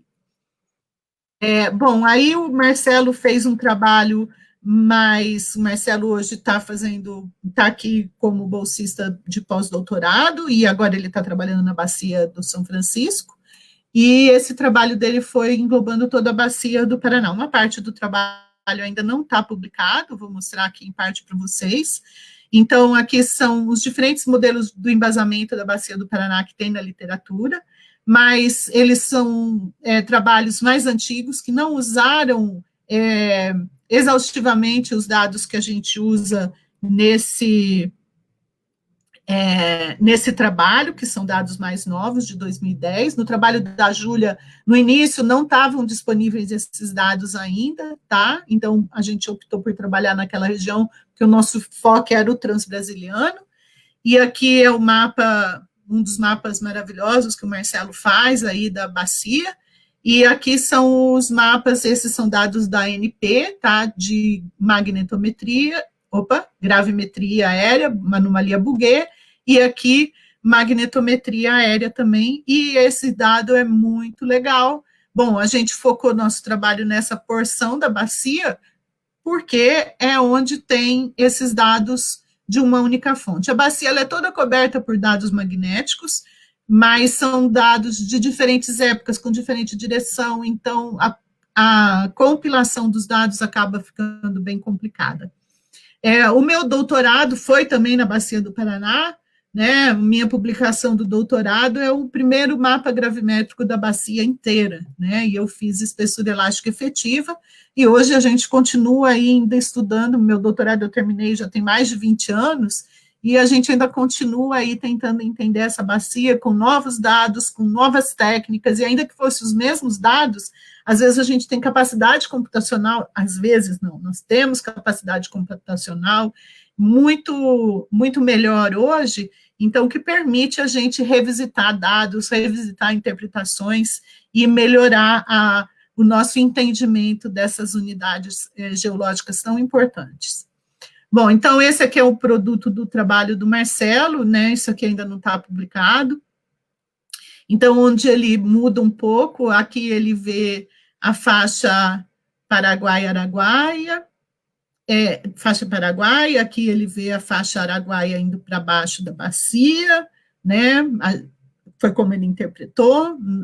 Aqui é o arco magmático de Goiás e o bloco Paranapanema aqui, mas aí ele coloca como as faixas, tanto a faixa Ribeira como o cinturão Araguaia que ele colocou aqui, ou pode ser outro cinturão, em cima do bloco Paranapanema, que seria maior aqui embaixo. Então, tanto a parte do embasamento da bacia e a parte mais profunda a gente está mostrando aqui. E uma coisa muito interessante do trabalho do Marcelo é essa região aqui que, né, não tinha um modelo, uma proposta muito clara sobre o arco magmático nessa região aqui. Então, esse trabalho a gente está com ele já pronto, em breve a gente pretende publicar também essa segunda etapa. Bom, e aí a gente tem o Rift Araí, que é um trabalho da Poliana, que foi um mestrado também. Poliana é formada em geofísica, atualmente ela está na Austrália fazendo doutorado. Então, o Rift Araí é uma paleomesoproterozoico, né? São essas unidades em verde aqui, né? Toda dobrada. E aqui, nessa região aqui da bacia do Araí, é aquela região maravilhosa lá, que vocês devem ter ouvido falar já, da Chapada dos Veadeiros, e a gente foi fazer trabalho de campo lá. Claro que no último dia a gente tomou banho de cachoeira, né? Bom, essa região a gente usou dados de gravimetria terrestre, dados que a gente tinha nos bancos de dados aqui da UNB, adquiridos por diversas universidades. Esse a gente não precisou pedir para o BNDG, mas a gente usa dados do Banco Nacional de Dados Gravimétricos, que é muito importante para nós. E aqui são vários projetos aerogeofísicos que cobrem a área, e lei de Murphy também, se tiver que ter um buraco, vai ter numa região de grande interesse seu, que é aqui, ó, o O Araí, né, ele está aqui e ele vem aqui nessa região que a gente não tem dados, tá? Então, de maneira geral, essa região ela é principalmente coberta por levantamentos recentes de... Ah, sim, desculpa, gente. Vi o comentário, não estavam vendo o pointer, desculpa. Agora voltou. Bom, aqui nessa região, então, no Grupo Araí, a gente tem essa região achurada, que é onde não tem dados, tá? De magnetometria. E gravimetria é gravimetria terrestre. Assim, esse perfil norte-sul aqui, aproximadamente, as bolinhas vermelhas, é o perfil que a gente fez e é o que ela vai modelar nesse trabalho. Aqui, então, interpretação qualitativa e quantitativa de lineamentos, né, com base em diversos produtos, então, feita a interpretação aí dos dados. Aqui, o resultado do Matched Filter, para ver a continuidade, quais são as principais estruturas, aquelas que têm continuidade em profundidade, tá? Então, aqui, deconvolução de Euler, tanto para os dados de gravimetria quanto de magnetometria, e o mais importante aqui é esse mapa maior aqui, que eu coloquei, que é a integração de todos os resultados de deconvolução de Euler, usando, acabei não falando direito o que era o índice estrutural. Ah, falei sim, desculpa. Bom, e aqui a interpretação dela do que seria as principais bordas do Rift, que são essas linhas brancas aqui, do Rift precursor, tá? As cruzes pretas são os dados de convolução de Euler da gravimetria, que tem uma coincidência muito grande, assim, com essas principais falhas, e também os dados de MAG. E uma coisa aqui, essas bolinhas amarelas aqui, são afloramentos de conglomerados que estão relacionadas com o Rift. Mas o mais interessante desse trabalho é que esses dados estão em mapas que eu não sei se estavam publicados, mas a Poliana não viu quando ela estava fazendo o trabalho, e foi na hora da banca que um dos membros da banca, geólogo que trabalha nessa região, o professor Alvarenga, que falou que tinha muita coincidência, então aí ela foi atrás de pegar esses dados e confirmou toda a interpretação com os dados de geofísica que ela tinha feito, com dados geológicos que foram incorporados ao trabalho depois da defesa do mestrado dela, e isso é uma publicação na Geophysics. Bom, isso aqui é uma parte muito interessante do trabalho da Poliana também, que ela fez a integração em perfil aqui, todas as profundidades que ela obteve, com os diferentes métodos que ela utilizou no trabalho, tanto para a gravimetria quanto para a MAG, e as diferentes aproximações que ela fez. E aí ela fez uma interpretação qualitativa sobre o que seria aqueles dados. Então, achei uma forma de mostrar muito interessante, tá, que a Poliana teve aí esse insight. Bom, no começo ela não sabia o que era isso aqui, que era a interrogação, e no fim a gente viu com a modelagem que isso aqui era a profundidade dos granitos. Bom, esse aqui é o modelo arcabouço estrutural da região, e, bom, esses dados estão publicados, tá? Eu não vou ficar aqui, que eu já falei muito, vou tentar passar mais rápido. Bom, aqui é o modelo já geológico que ela modelou. Esse é uma modelagem só de gravimetria, porque a gente trabalhou com gravimetria terrestre, e a interpretação dos dados. Também essa região é uma bacia paleomesoproterozoica, então não tem sísmica, não tem poço, tá? Então foi só informações geológicas. E aqui é uma pseudo 3D, onde ela colocou o mapa geológico e a interpretação que ela, integrando aí com os dados geológicos. Então, a pergunta que faz é assim, como você sabe que o Paranoá está aqui por baixo, que o Araí vem aqui por baixo? Não, a gente não sabe, mas pela forma que a gente vê os dados, pelos dados geológicos e pela modelagem, é um modelo, é uma sugestão, né? Então, a gente não sabe se isso está certo, mas é melhor a gente ter um modelo com algum dado do que não ter modelo nenhum, tá? Bom, falar rapidamente aqui da Bacia do Bananal, esse é um trabalho que está praticamente pronto, né? O Wendel está aí, eu estou devendo a última revisão para ele, vamos passar rápido. Bom, a Bacia do Bananal é toda essa região aqui, a gente trabalhou numa pequena porção dela, tá? Tem uma porção aqui que não tem dados, mas a maior parte dela também tem dados mais recentes aqui que recobrem. É uma bacia importante, quaternária, né? Então, de novo, tem 3 levantamentos aerogeofísicos que recobrem a área, alguns são levantamentos relativamente recentes. Então, essa daqui é a geologia da área, né? Vejam que é muita cobertura. E esse aqui é o mapa das anomalias magnéticas, mostrando aí que a gente tem uma série de feições muito bonitas aí no mapa. Isso aqui é o SRTM, que ele fez uma interpretação aí, e os dados de geologia, movimento, mostrando toda essa movimentação aí de transcorrência nessa região que é muito forte. Porém, todos os afloramentos que tem nessa região, o que ele conseguiu fazer é na região aqui sudeste, não tem quase afloramento, é cobertura plano, rio, então é uma região que a geofísica é extremamente importante, porque eu vou mostrar no último slide para vocês como é de fato essa região. Então, isso aqui é um matched filter que ele fez para interpretar tanto as coisas mais regionais, as feições mais regionais, os lineamentos mais regionais, como os lineamentos de mais detalhe.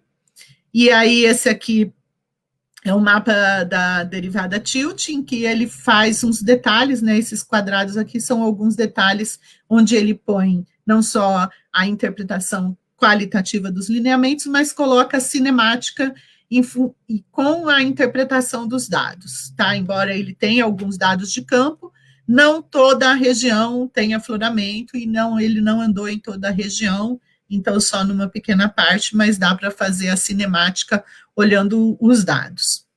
E esse aqui é o modelo final dele, né? Esse aqui ainda não está publicado, e esse aqui é a foto de como é essa região, né? É o que é mais bonito a gente ver, é ver todas as informações que a gente vê nos dados e que a gente não necessariamente consegue ver no campo.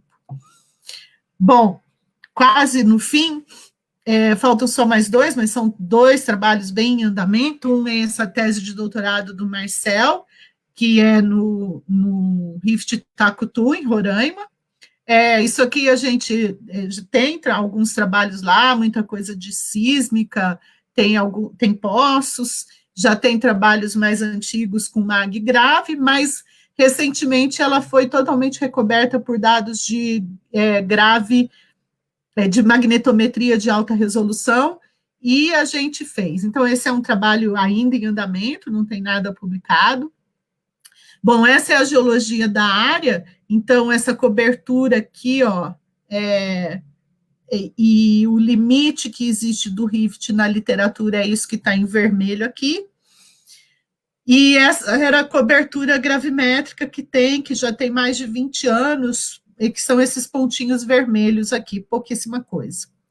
Bom, é um trabalho, como eu falei, em andamento, né? E essa daqui é a cobertura de dados que a gente adquiriu no Rift. Então, em amarelo aqui é o que existia, e em vermelho o que a gente adquiriu aí, eu não me lembro, acho que cerca aí de 500 estações também. Então, veja que a gente adora essas bacias pequenininhas e adora fazer gravimetria. Bom, então, aqui é o mapa de anomalias magnéticas desses dados de alta resolução. Isso aqui já é um limite do Rift que é interpretado pelo Marcelo, com base pelo Marcel, desculpa. Eu tenho aluno Marcelo, e aí fico me confundindo às vezes, desculpa.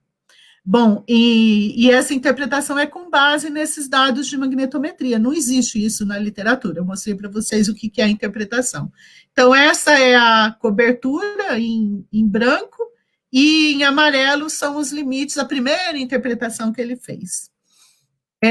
Bom, aqui a interpretação quantitativa e qualitativa, aqui de convolução de Euler, com uma visualização 3D, e aqui já a interpretação tanto em domínios, quanto o limite do Rift com mais detalhes, e os blocos, né, os blocos que se fala nas sísmicas sobre isso, mas não tinha uma interpretação em planta, né, então tem muita novidade aqui nesse trabalho.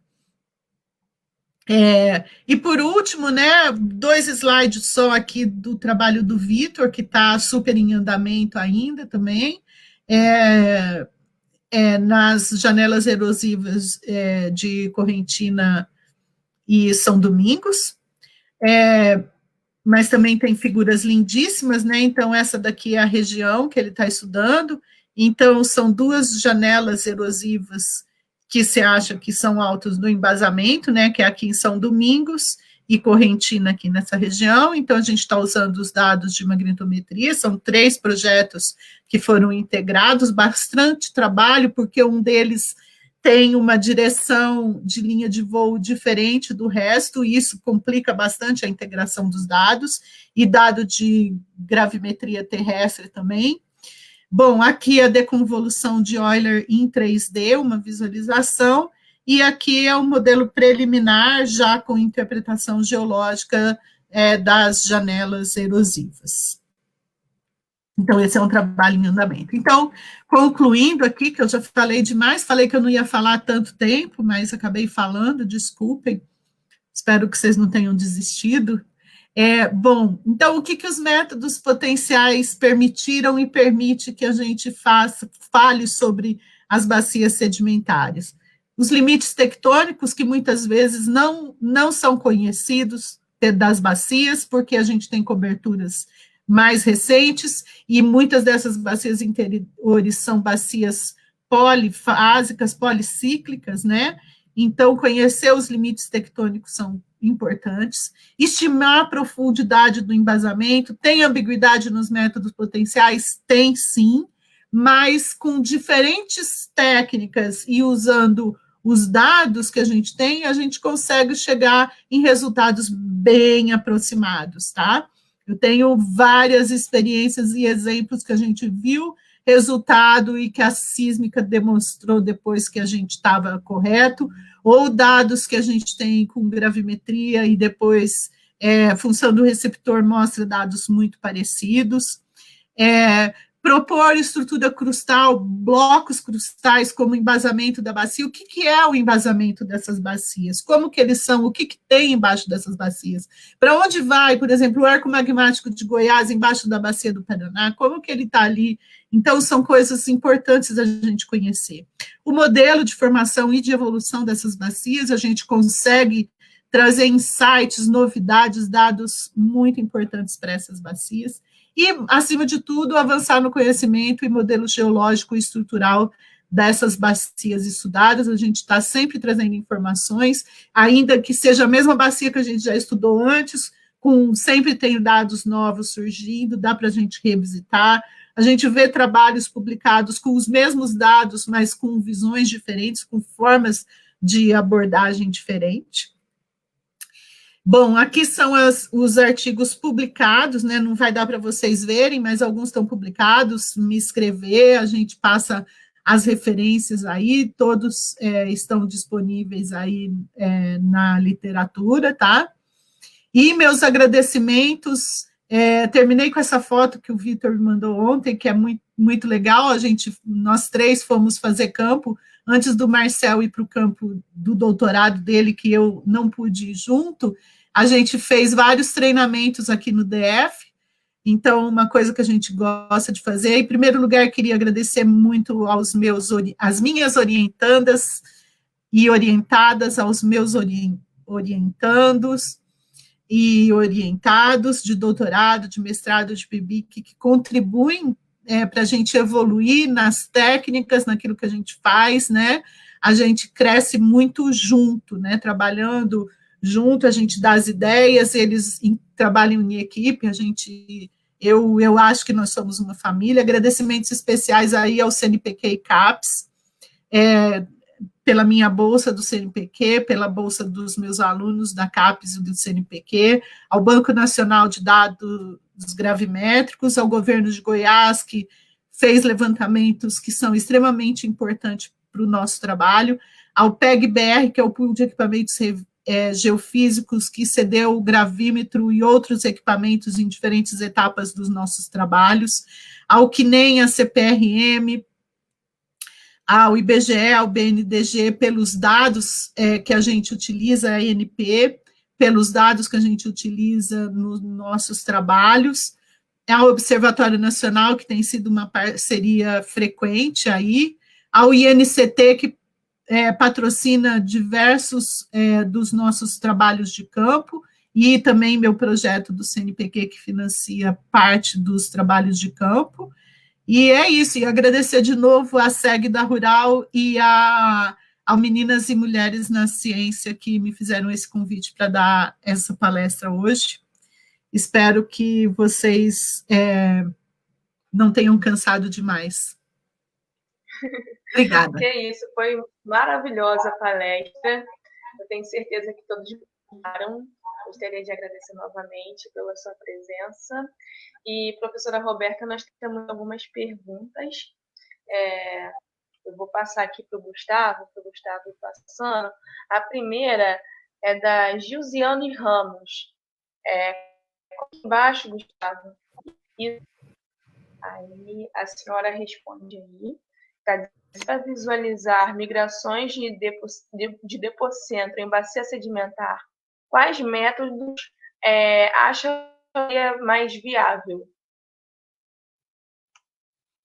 Bom, a migração de depocentro, eu não sei se os métodos potenciais vão ajudar a gente a ver isso, porque isso vai ser nas camadas sedimentares. E, principalmente, os métodos potenciais vão ajudar a gente onde a gente tem mais contraste, né, de propriedades físicas. Então, intrasedimentar, a gente precisaria de dados de muito detalhe, né? E, principalmente, ter algumas unidades com propriedades físicas de densidade e suscetibilidade magnética mais forte. Então, eu não sei exatamente se os métodos potenciais seriam eficientes para isso. Bom, eu vou responder na minha área de mais conhecimento, que são os métodos potenciais. Então, eu não sei exatamente responder qual método geofísico, né, da Gil. Poxa, podia fazer uma pergunta mais fácil, né? Ai. Sem problema. A próxima pergunta, Rafael Santos, que diz assim: qual dessas bacias a senhora elegeria ser difícil de trabalhar, seja pela falta de muitos dados ou então pela quantidade deles? Pela qualidade. Bom, eu acho que foi a bacia Água Bonita, tá? E tanto pela falta quanto pela qualidade dos dados, e o Araí também, que apesar de a gente ter conseguido trabalhar, ter um resultado muito bom nas duas bacias, eu acho que a gente mostrou bastante coisa, mas não é fácil você trabalhar por dados, porque tem pouco dado e qualidade dos dados que não são das melhores, embora já tenha, agora a gente já tem dado melhor, tá? Então, assim, agora, todas as bacias, vocês viram a qualidade do trabalho no Takutu, que é um dado de alta resolução. Então, qualquer outra bacia que a gente tiver dados de alta resolução, a gente vai conseguir melhorar o entendimento e o trabalho que a gente já fez nessas bacias com dado que não é de alta resolução. A próxima é do Matheus Andrade. Coloca aí, Gustavo, por favor. Ele diz assim: boa noite, professora. Obrigada pela palestra. Tenho uma sobre a utilização da deconvolução de Euler. É possível utilizá-la para inferir estruturas de um embasamento cristalino em uma bacia com dados de gravimetria obtidos por satélite? Obrigada. Eu acho difícil. Bom, depende de vários fatores. Primeiro, qual é o tamanho dessa bacia?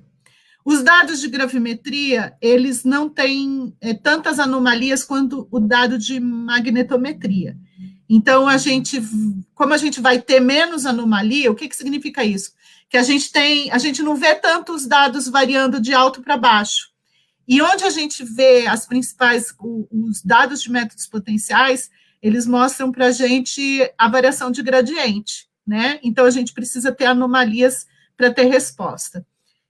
Eu acho pouco provável que você consiga ver isso com dados de gravimetria e especialmente com dados de gravimetria de satélite.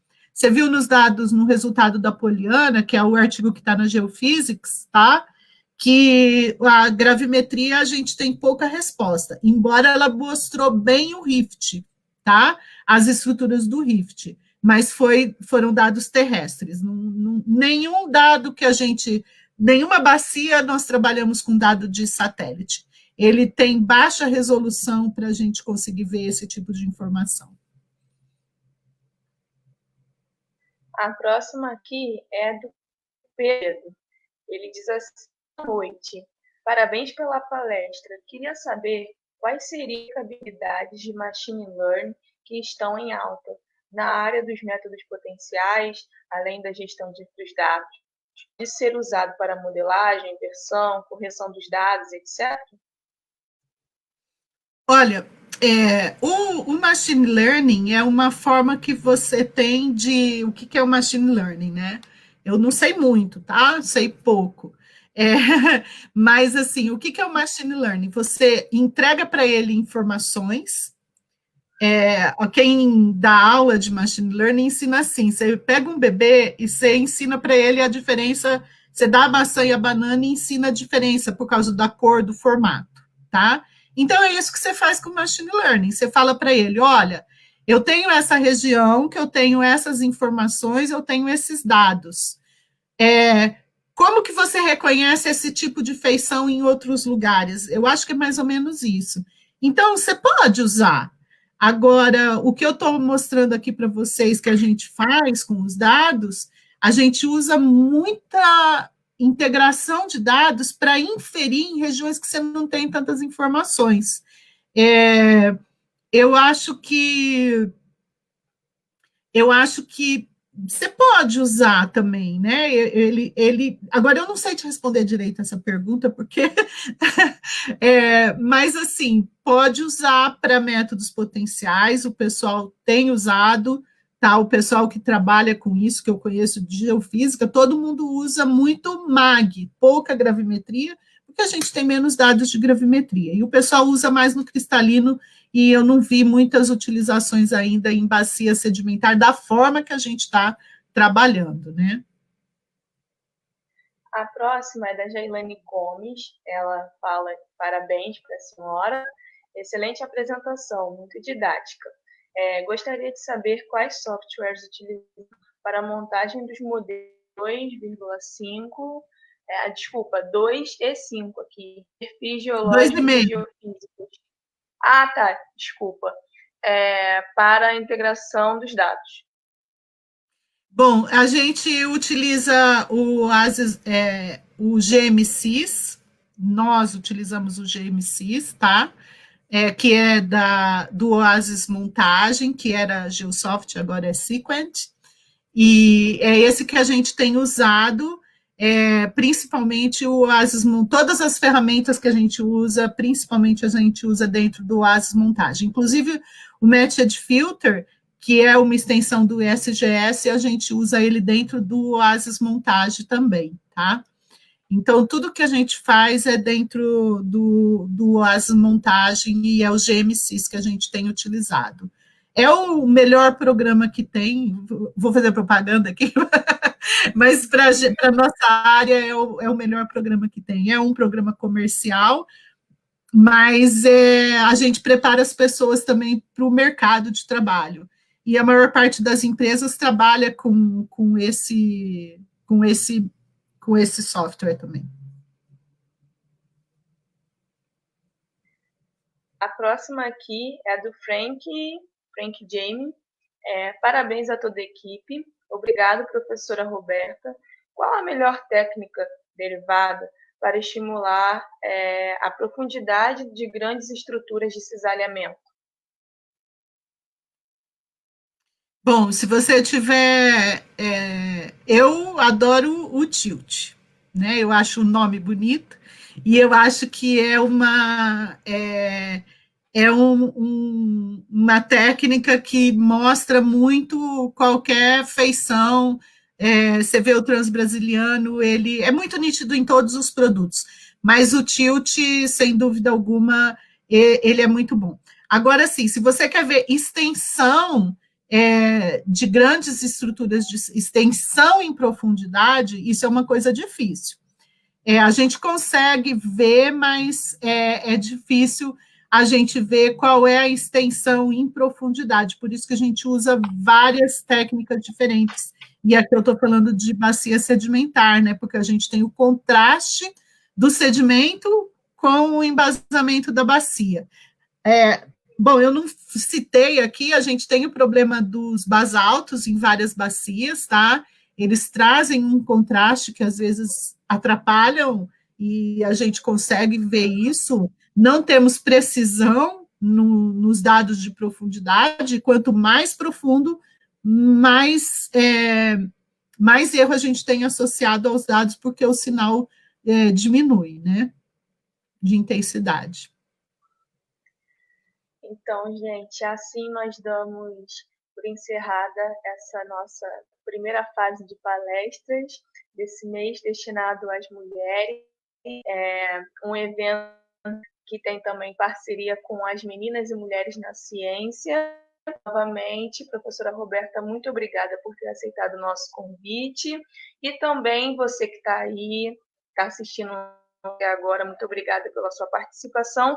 E não deixe de participar do nosso sorteio, que está rolando no nosso Instagram. Gente, o Instagram está passando aqui embaixo. Participem lá, vão ser sorteados 2 inscrições de 100%, inscrições de 50% para o Congresso Internacional Virtual de Geofísica. É o primeiro congresso, não deixe de ficar de fora desse, tá bom, gente? E é muito fácil participar. Lá no nosso Instagram, que tem todo o passo a passo lá para vocês poderem tirar essa de letra aí. Muito obrigada a todos vocês e uma boa noite. Obrigada, gente. Boa noite.